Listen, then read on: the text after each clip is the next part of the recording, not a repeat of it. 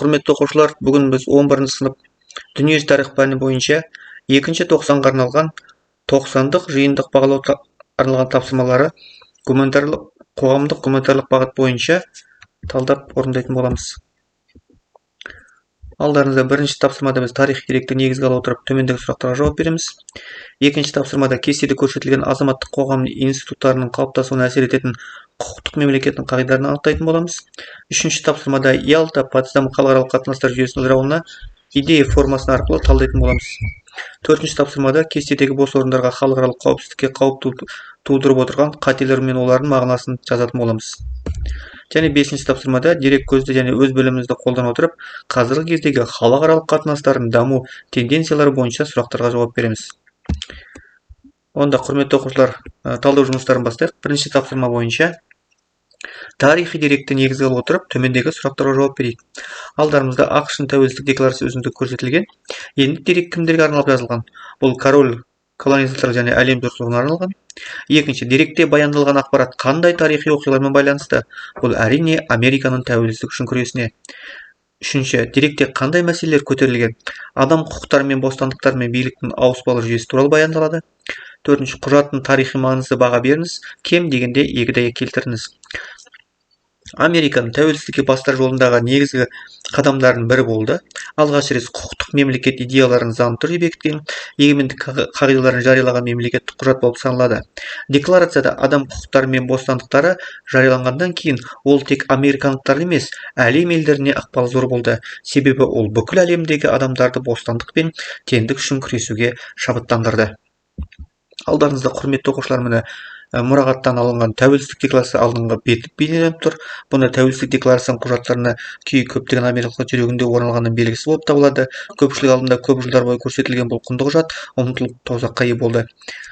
Бүгінде ол ең қатаң архивтік жағдайында сақталды. Екінші, тәуелсіздік декларациясы артқы жағы бейнеленіп тұр, және тәуелсіздік декларациясының тас гравюрасы көрініп тұр, құрметті оқушылар. Бұның бәрі мұрағаттан алынған. Алдарыңызда тұрған сол кездегі жиналыс бөлмесі, Пенсильвания штатының үйі, кейін тәуелсіздік залы деп аталған конгресстің жиналыс фоны және конституция қол қою кезі бейнеленіп тұр, құрметті оқушылар. Екінші тапсырмада кестеде көрсетілген азаматтық қоғамның институттарының қалыптасуына әсер ететін құқықтық мемлекеттің қағидаларын анықтайық.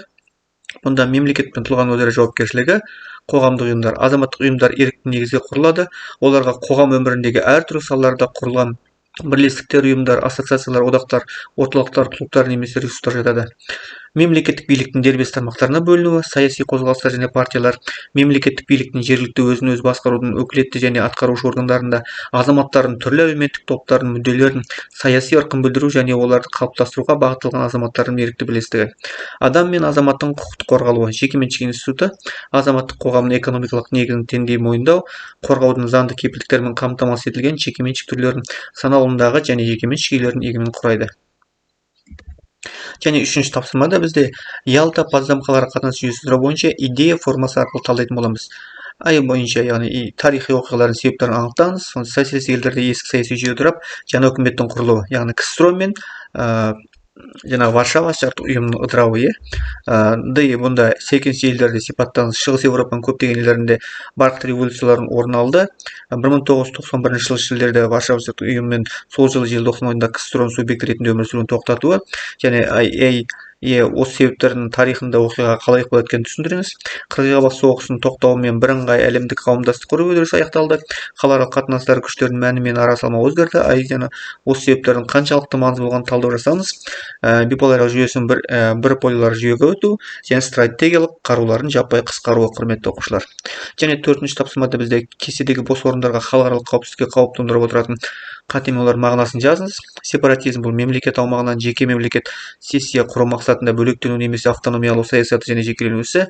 Терроризм саяси әлеуметтік себептерге байланысты жеке адамға, көпшілікке немесе мемлекетке қысым жасау, үрей туғызу мақсатында қасақана жасалатын қылмыстық әрекет. Террор деген бұл үрей деген мағына білдіреді. Сіз білесіздер, құрметті оқушылар. Және фундаментализм бұнда идеяның бастапқы негізін ұстанымын, белгілі бір ілімдер құндылығын қолдайтын, олардың дамуы барысында пайда болатын өзгерістерін жалғастыруды талап ететін және алғашқы тазалық негізгі оралудың қалпына келтіретін қоғамдық идеологиялық діни көзқарас. Экстремизм дегеніміз қимыл іс-әрекеттің ең соңғы көзқарасы мен әдісіне бейімділік, әлеуметтік, ұлттық, нәсілдік және діни белгілеріне орай қақтығыс. киберқылмыс интернетті және цифрлық технологияларды өз мүдделеріне қол жеткізу үшін заңсыз пайдаланудан туындаған кез келген қылмыс сияқты бір адам немесе адамдар тобының әрекеті, және босқын дегеніміз төтенше әрі қатерлі жағдайға байланысты өз өмір сүрген елді тастап шыққан және басқа мемлекеттен пана іздеген тұлға. Және 5-ші тапсырма бізде дерек көзі және өз білімімізді қолдана отырып, қазіргі кездегі халықаралық қатынастардың даму тенденциялары бойынша сұраққа жауап берейік. Бұнда бірінші ғалымдардың қазіргі уақытта экономикалық және саяси және орталықтың құрылуы туралы қандай болжамдар айтуда. Бұнда үшеуін айтайық. Біріншісі, ақш-та батыс Еуропа және Жапонияның жетекші ұжымдық жүйесінің қалыптасуы. Екінші, биполярлық жүйенің қайта қалыптасуы, ксро-ның орнына ақш-қа идеологиялық және әскери саяси тұрғыдан Қытай бәсекелес болуы. Және үшінші, ақш-та әлемдегі жалғыз көшбасшы ретінде танылуы. Бестегі халықаралық қатынастар жүйесінде ең маңызды орын алған ұйым, ол әрине Біріккен ұлттар ұйымы, құрметті оқушылар.